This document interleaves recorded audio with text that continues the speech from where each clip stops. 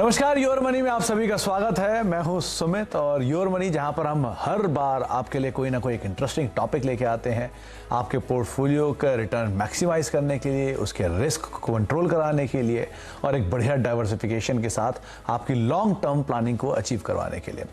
हमारे साथ हर बार कोई ना कोई एक बढ़िया एक्सपर्ट जुड़ता है और आज भी हमारे साथ एक खास मेहमान मौजूद होंगे आपके पोर्टफोलियो को रीजिक करवाने के लिए और उससे बेहतरीन या मैक्सिमम रिटर्न जनरेट कराने के लिए।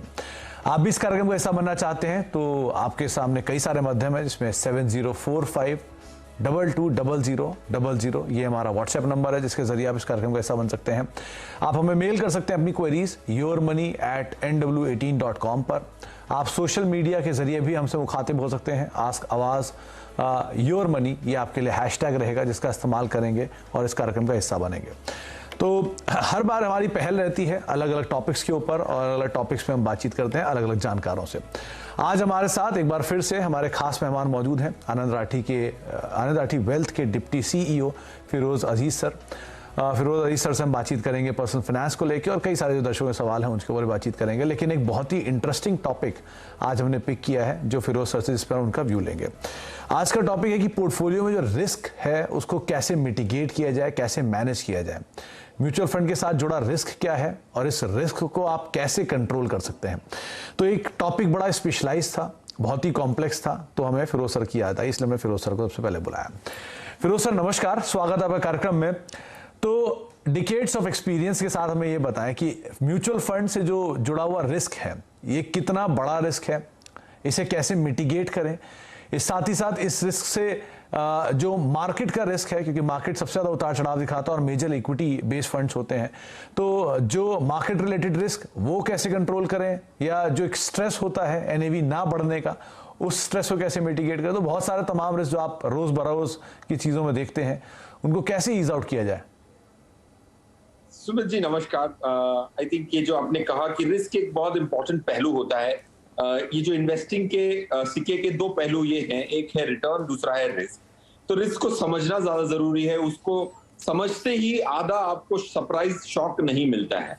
तो काफी सारे रिस्क ऑटोमेटिकली मिटिगेट हो जाते हैं, बट वो जब आप नहीं समझते, फॉर एग्जाम्पल उदाहरण के तौर पे अगर आपको मार्केट रिस्क समझ नहीं आती तो मार्केट जब गिरती है तो आप भड़बड़ा के उस पैसे को निकाल लेते हैं और वो रिस्क जो ऑटोमेटिकली ठीक होना था वो रिस्क फ्रक्टिफाई हो जाता है और रिस्क आपको मार देता है। सो पॉइंट इज, रिस्क को समझना बहुत जरूरी है और किस्म किस्म के रिस्क हैं और हर चीज में जिंदगी में रिस्क है और रिस्क की वजह से ही लोगों के पैसे बनते हैं। अगर रिस्क लेना मना होता तो सबको एफडी की रिटर्न ही मिलती। तो ये है कि रिस्क एक पॉजिटिव टर्म है अगर आप उसको समझ सकते हैं। अक्सर कहा जाता है कि risk takers are fortune makers. तो फिरोज सर, कितना सही है ये शब्द? क्या ये इक्विटी के लिए वैलिड है या इसे म्यूचुअल फंड या पर्सनल फाइनेंस में भी जोड़ सकते हैं?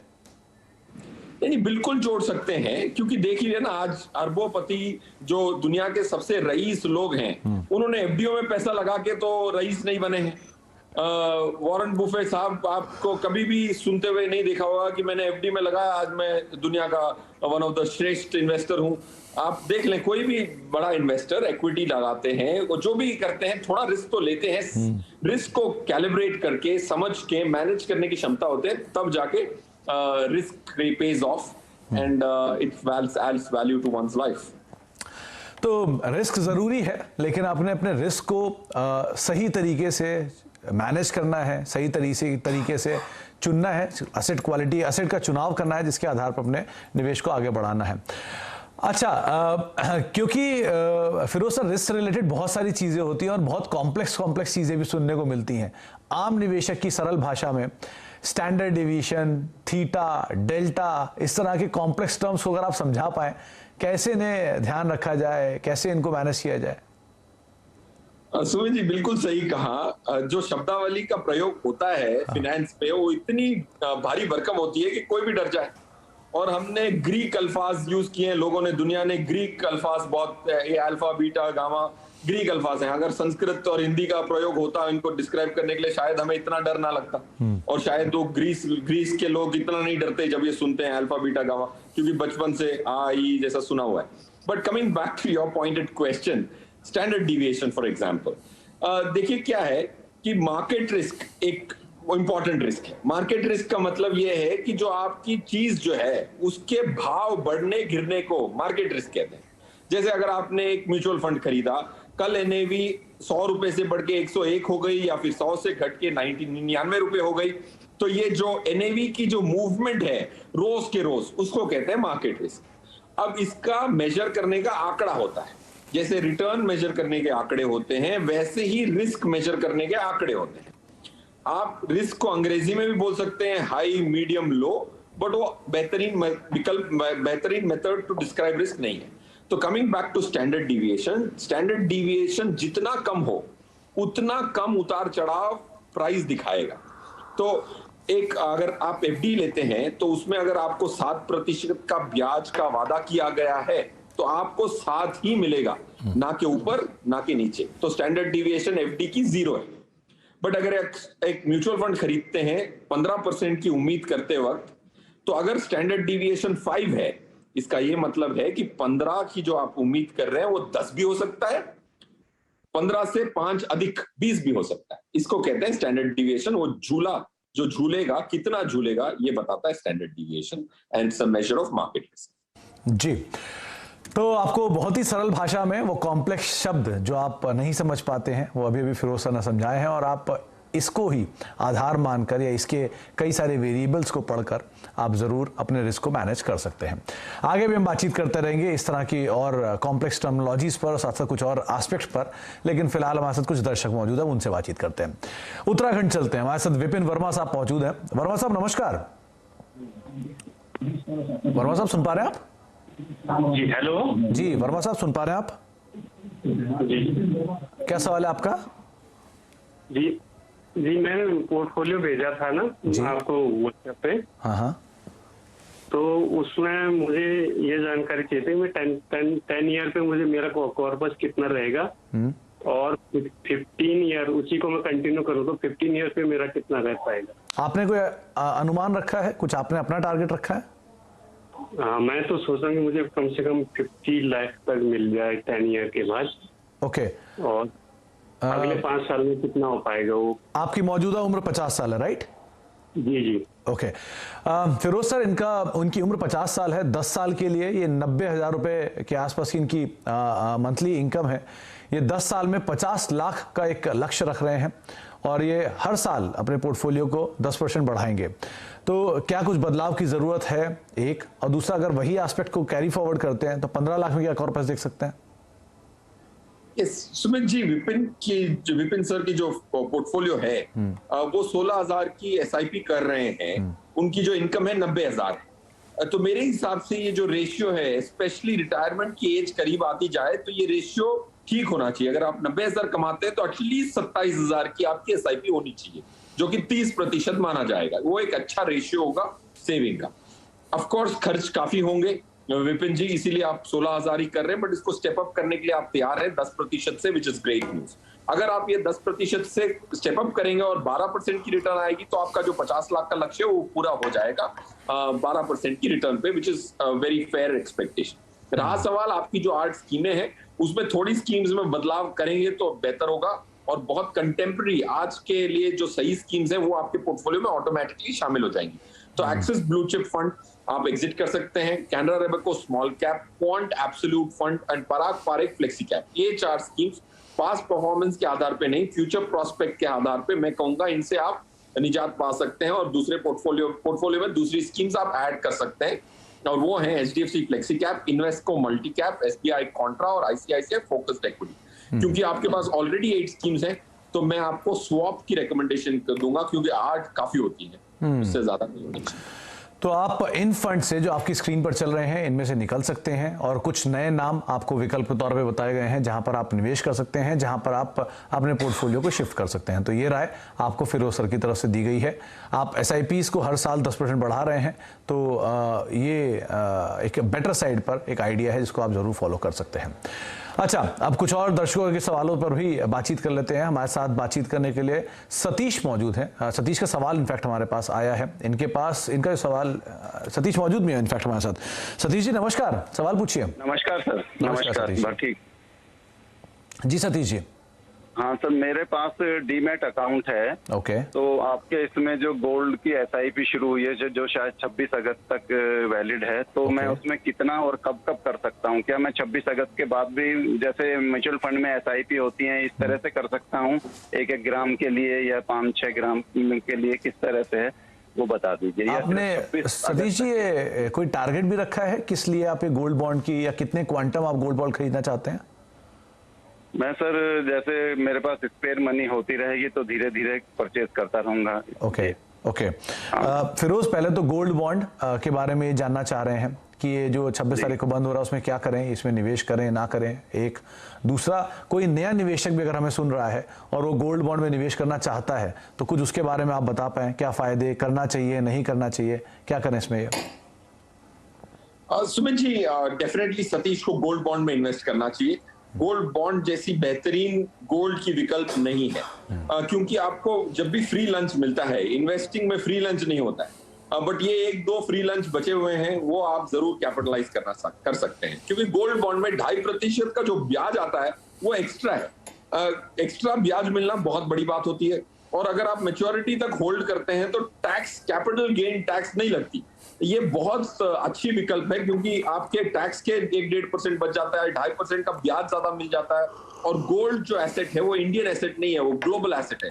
तो गोल्ड जब आप खरीदते हैं तो डॉलर खरीदने के मुकाबले सेम माना जाता है। तो जब भी रुपीस डेप्रिशिएट होते हैं तो उसमें से 3-4% साल की रिटर्न आ जाती है। तो गोल्ड, सॉवरेन गोल्ड बॉन्ड जरूर खरीद सकते हैं, पॉइंट 1।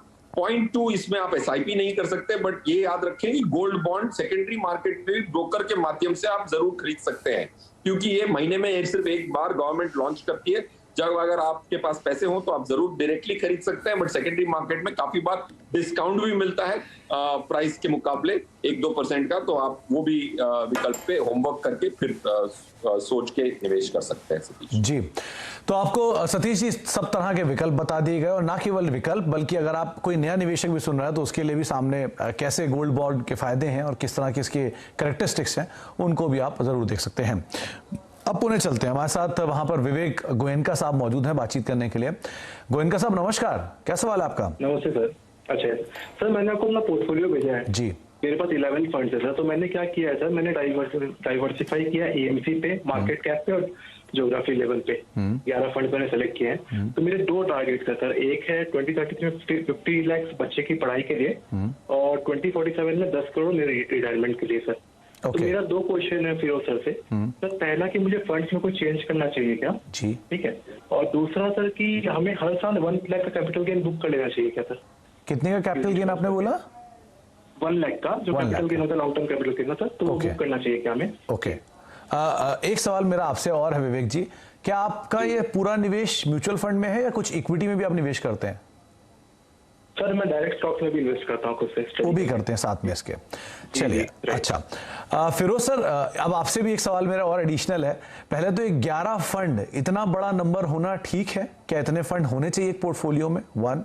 दूसरा, एक्चुअल कोई आइडल नंबर भी आपने मान के रखा हुआ है क्या कि ये नंबर होना चाहिए, आमतौर पे इतने से ज्यादा फंड ना जाए कि ट्रैक करना ही मुश्किल हो जाए? और एक और जो बाकी इन्होंने, विवेक जी ने अपना पोर्टफोलियो भेजा है, उनकी क्वेरीज हैं, उस पर आप क्या टिप्पणी करना चाहेंगे? यस, आई थिंक विवेक जी का जो पहला प्रश्न है, स्कीम्स में थोड़े बदलाव की जरूरत है।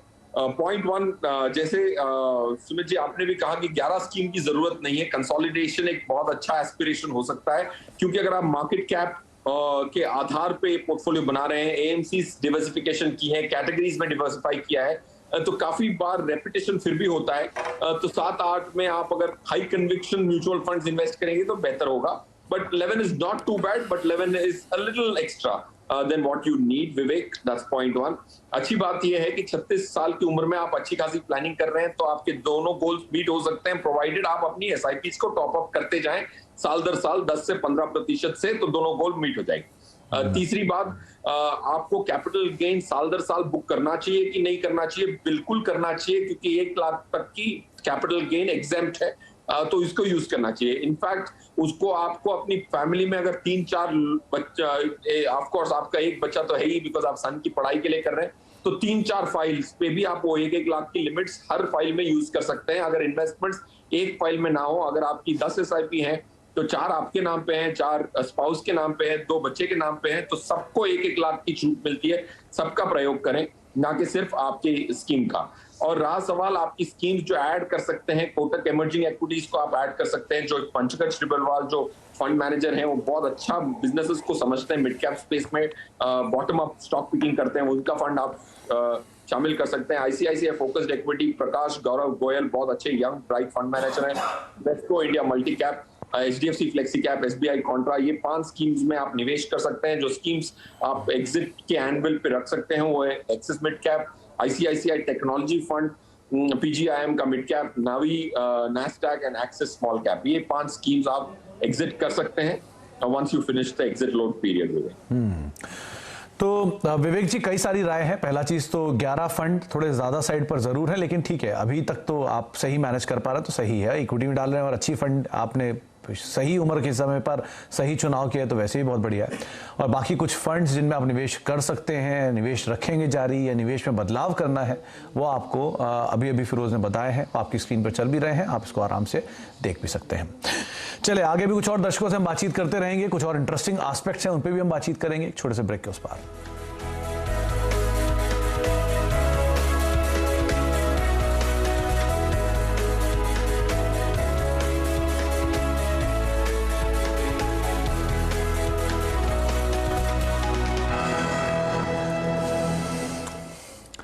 आप देख रहे हैं योर मनी और हर बार की तरह हम एक ना एक इंटरेस्टिंग टॉपिक लेकर आते हैं, उस पर बातचीत करते हैं और दर्शकों के सवालों के जवाब भी दिलवाते हैं। फिरोज अजीज सर हमारे साथ मौजूद हैं, जिनसे आज हम बातचीत कर रहे हैं दर्शकों के सवालों के जवाबों को लेकर, और साथ साथ हम बातचीत कर रहे हैं रिस्क पोर्टफोलियो में कितना ज़रूरी है, कितना लेना चाहिए और उसमें कैसे अपनी रणनीति आप बनाएंगे। तो फिरोज सर, एक बड़ा इंटरेस्टिंग कोट हाल फिलहाल में चला था, रिस्क है तो इश्क है, लेकिन कुछ लोग ना इश्क से भी दूर रहते हैं और रिस्क से भी दूर रहते हैं। तो जो रिस्क फ्री रिटर्न चाहते हैं उनके लिए क्या होना चाहिए, वो क्या करें? सुमित सर, जैसे आपने कहा रिस्क अच्छी बात है, बट लोगों को पसंद नहीं आए और मेरे पास एपेटाइट नहीं है तो नहीं है, राइट। तो उनके लिए तो मेरे हिसाब से जिंदगी और सरल है। उनको तो कभी भी थोड़ा चौकन्ना ज्यादा रहना पड़ता है, क्योंकि रिस्क की वजह से एक्स्ट्रा रिटर्न नहीं आ सकती, तो चौकन्ना होने की वजह से एटलीस्ट एक्स्ट्रा रिटर्न आ जाए। फॉर एग्जाम्पल, आज 70 लाख करोड़ इंडिया में ऑलमोस्ट एफडी में है, ये नंबर मैंने लास्ट देखा था। तो उसके मुकाबले अगर आप IDFC गिल्ड 2027 इंडेक्स फंड खरीदते हैं, तो उसमें गवर्नमेंट ऑफ इंडिया के माध्यम से इन्वेस्ट करने के माध्यम से 6% पोस्ट टैक्स मिल सकती है। हाईएस्ट टैक्स ब्रैकेट वाले को भी 6% पोस्ट टैक्स मिल सकती है, जो कि एफडी में 6% प्री टैक्स मिलती है। तो 6% अगर आपको प्री टैक्स मिलती है एफडी में, 30% का टैक्स निकाल दो तो सिर्फ 4% मिलता है। बट अगर आपको गवर्नमेंट ऑफ इंडिया का IDFC गिल्ड 2027 इंडेक्स फंड खरीदें, तो आपको 6% से ऊपर, थोड़ी सी ऊपर पोस्ट टैक्स रिटर्न मिल सकती है, जो कि 9% की एफडी के मुकाबले सेम मानी जाएगी for a highest tax slab bracket. So sir, of course for you it will be as good as 9%, क्योंकि आप हाईएस्ट टैक्स ब्रैकेट में होंगे। चलिए, तो आपको अगर रिस्क पसंद है तो भी और रिस्क नहीं पसंद है तो भी आपके लिए दोनों तरह की रणनीति बताई गई। ये रिस्क फ्री पोर्टफोलियो वाले स्टॉक हैं, स्टॉक कह रहा हूं, पॉइंट्स हैं जिनको आप ध्यान रख सकते हैं। लेकिन जो फिरोज सर की टॉप पिक्स हैं वो भी आपकी स्क्रीन पर आएंगी कि फिरोज सर ने आज जो रिकमेंडेशन दी हैं वो कौन कौन सी हैं। तो अगर आप रिस्क फ्री रहना चाहते थे तो आपके लिए वो रिकमेंडेशन दी गई हैं, और अगर आप रिस्क भी आइडेंटिफाई करना चाह रहे हैं तो ये आपके सामने SBI contra fund, Kotak emerging equity fund, ICICI Prudential focus fund और Invesco India multi cap fund. तो अगर आप रिस्क लेना चाह रहे हैं तो ये भी है, मीडियम रिस्क लेना चाह रहे हैं तो ये भी है, और रिस्क फ्री रखना चाह रहे हैं तो आपको कुछ और फंड्स बताए गए हैं। लेकिन अगर आप इन दोनों की दुविधा में फंसे हैं तो फिरोज सर तो हमारे साथ बने ही रहते हैं हमेशा इस दुविधा को दूर करने के लिए। फिरोज सर, बहुत बहुत शुक्रिया एक बार फिर से अपना समय भी देने के लिए, हमसे बातचीत करने के लिए, और हर बार की तरह आपसे बातचीत करके बहुत ही मजा आया। एक ब्रेक का वक्त है, ब्रेक के बाद भी लगातार खबरों का सिलसिला बना रहेगा। नमस्कार।